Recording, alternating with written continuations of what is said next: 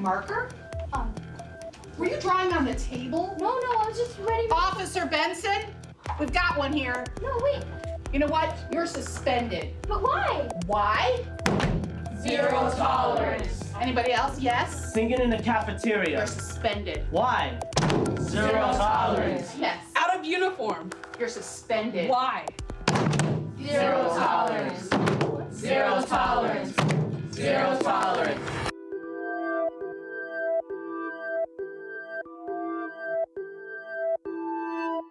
One day my sophomore year, I was running late to class. I decided to go to the attendance office to get a tardy pass. The dean, she highlighted the days that I was late. Then she proceeded to walk me to the assistant principal's office. He sat me down and asked me what school I want to go to. I'm like, I want to go here. And he was like, no. What other school do you want to go to? He then took my ID and he stapled it to the paper and he said, you're gone. I felt really bad and confused. In my head, I was thinking about my life. Am I not gonna graduate? Am I gonna get a high school diploma? When we suspend students or use other punitive consequences, we're often not getting at whatever the underlying issues are.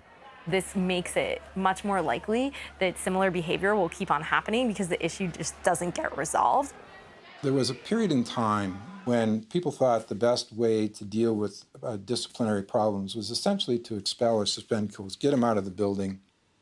Hopefully somebody out there will help the child get better, and that they will then come back to the school better prepared to participate in the classroom. Zero-tolerance school discipline policies were adopted throughout the nation in response to a spike in juvenile arrest in the late 1980s. These policies proliferated in response to high-profile school shootings such as the massacre at Columbine High School in 1999. So often what happens is the students who need more school are the students who are sent out of school on a suspension. And that's why you see graduation rates in some neighborhoods no higher than 48, 49%. My first time being suspended, I was talking back to a teacher. I told the security what happened. They didn't want to listen to my side of the story. They just got me out of there. And then I got loud with them because I felt like I wasn't being heard, like they didn't give me a chance to speak. If I'm only always get in trouble and they're gonna just send me out, I might as well just do them a favor and not come back. In general, when we look at suspension rates and the climate of the school, we find that schools with higher suspension rates tend to have worse climates, lower reports of safety compared to schools that serve similar students that don't suspend students as much. Suspending us for walking out of the classroom, using the bathroom, and chewing gum pushes us out of school and creates the system called school-to-prison pipeline, which pushes Latino and African-American youth out of school and onto the streets, where they're most likely to participate in crime. My last suspension, 2008, I ended up getting into more trouble as far as being away from school, being out on the streets, hanging with friends and stuff like that, or what I thought were friends, and ended up getting incarcerated. Like, I had people tell me, like, you're going down the wrong road, you're going down the wrong road, you're going down the wrong road. You shouldn't be doing this, you shouldn't be doing that. Okay, well, what should I be doing? What can you do to help me do what I need to be doing? Feels like the schools used to train us for factories, now they train us for jails. Feels like, I swear to God, they're laughing as I stand here crying. Feels like a trick, feels like a trap. Feels like, do we have a right to an education or not? We have to fight. Education is a right. That is why we have to fight. Education is a right. That is why we have to fight. Education is a right. That is why we have to fight. Education is a right. That is why. When you have schools losing young people to the prison system, which costs way more to incarcerate them daily than it does to educate them, we do really need to see how it is all affecting everything. Why don't we put the millions of resources we throw in this jailhouse, why don't we put that back in the community? In 2010, Voice did research and found out that CPS was spending $51.4 million on school-based security guards and cameras, but only $3.5 million on college and career coaches. That's saying that They think that we are like troubled kids that need constant security guards and constant watch. It's a terrible message to give to kids. And you know what? It's given to under-resourced African-American and Latino kids. They don't want in Winnetka. These high suspension rates disproportionately affect youth of color.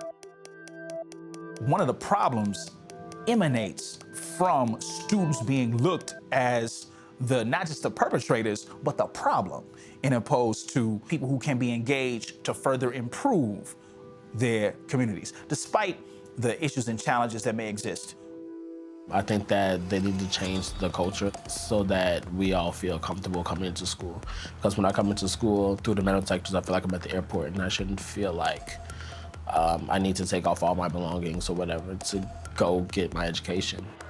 North Lawndale College Prep is one Chicago high school that has rejected metal detectors.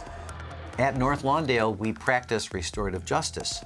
Instead of us being so quick to suspend the kids, we give them a chance to come to the peer jurors, such as myself, and restore whatever harm that was done. We actually give them the chance to look back and see what they done wrong and how could they fix that in the future. And also give them a chance to set a goal for themselves so that whatever mistake that they made, it won't happen again. Because giving detentions really does not change behavior. So I'm more interested in having our faculty and staff figure out with the student, using other students, how to get a deeper insight into why it is that message and that learning isn't being picked up. And that's a matter of dialogue. That's a matter of a peer jury. That's a matter of restorative justice. So it actually helps build more leaders in the school instead of building followers. It's very hard to change the culture in schools and the practices in schools.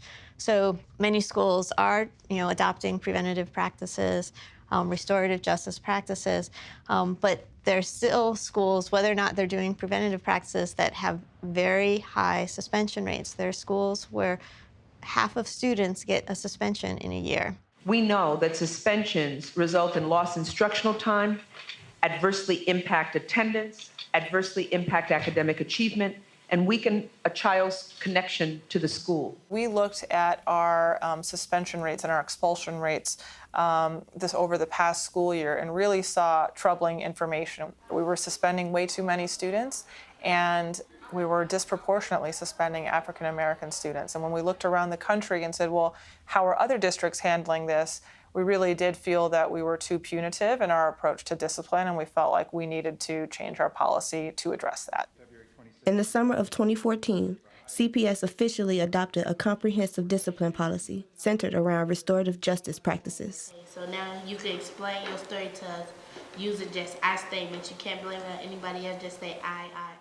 We constantly met with CPS to change the student code of conduct and change minor infractions so they can handle the situation restoratively and not punitively.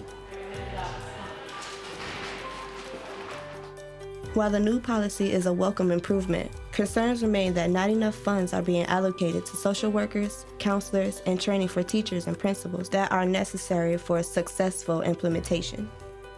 I think if you can organize 10 security guards at the front door x-raying and wanding people, you can organize peace. You can teach peace, but you have to believe in it.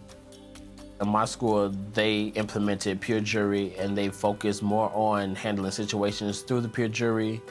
And that happened because my community stood together and we fought for more restorative practices in our school. And that gives other communities hope that they stand together, focused, and ready for change, that they too can see more restorative practices also in their schools.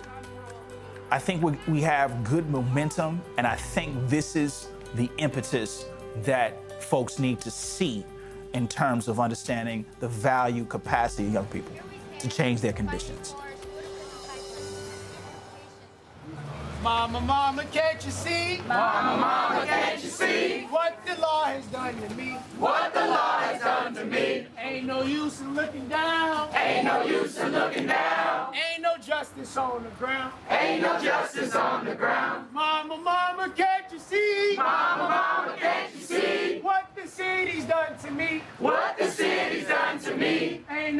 use in looking down. Ain't no use in looking down. Ain't no freedom on the ground. Ain't no freedom on the ground. Mama, mama, can't you see? Mama, mama, can't you see? What the law has done to me. What the law has done to me. Ain't no use in looking down. Ain't no use in looking down. Ain't no justice on the ground.